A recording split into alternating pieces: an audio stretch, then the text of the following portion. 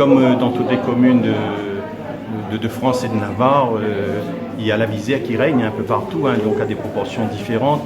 Avec la crise Covid, la crise sanitaire qu'on a connue, ça a accentué davantage donc, ce phénomène. Et depuis que nous sommes aux responsabilités, puisque ça faisait partie de notre projet de mandature, de bâtir ici une épicerie sociale et solidaire pour répondre aux attentes d'une partie de la population qui se retrouve dans la précarité la plus totale et qui a du mal justement à se nourrir, puisque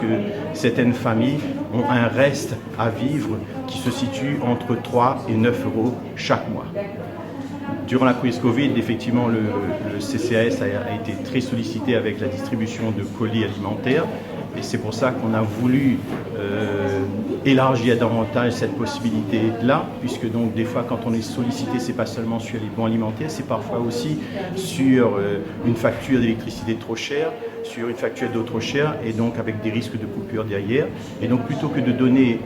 à ces familles donc un bon pour pouvoir payer, honorer donc leur facture d'électricité ou d'eau ou de téléphone, on leur dit de garder l'argent servant pour la nourriture pour payer ça, et ensuite voilà donc une possibilité d'aller vers cette épicerie sociale et solidaire qui pendant un mois ou deux, on va les aider à s'approvisionner à un prix nettement défiant toute concurrence, je veux dire.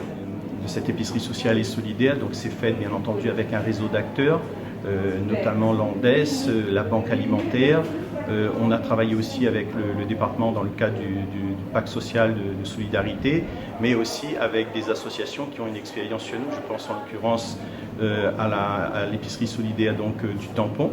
et bien entendu avec le personnel du CCAS. Et je n'oublie pas non plus, puisque c'est à partir de là les choses ont commencé, c'est-à-dire les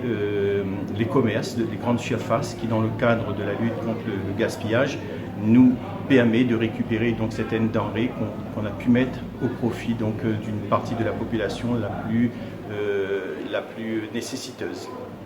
L'épicerie sociale et solidaire n'est pas simplement un endroit où on vient chercher des vivres, mais l'idée c'est d'accueillir donc le public et aussi les amener à évoluer pour pouvoir sortir du système de précarité dans lequel ils sont. C'est faire des économies d'énergie, donc c'est d'aller aussi chez eux, c'est d'aller aller chez eux, se rendre compte pourquoi ils ont des factures aussi exorbitantes, et donc réfléchir sur pourquoi pas mettre un chauffe-eau solaire en place, mais aussi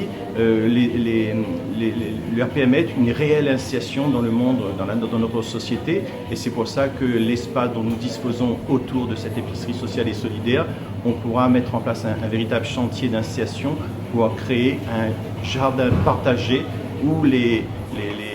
bénéficiaires vont pouvoir planter des fruits et légumes, et ces fruits et légumes seront ensuite mis à la disposition donc, de cette épicerie sociale et solidaire pour les bénéficiaires.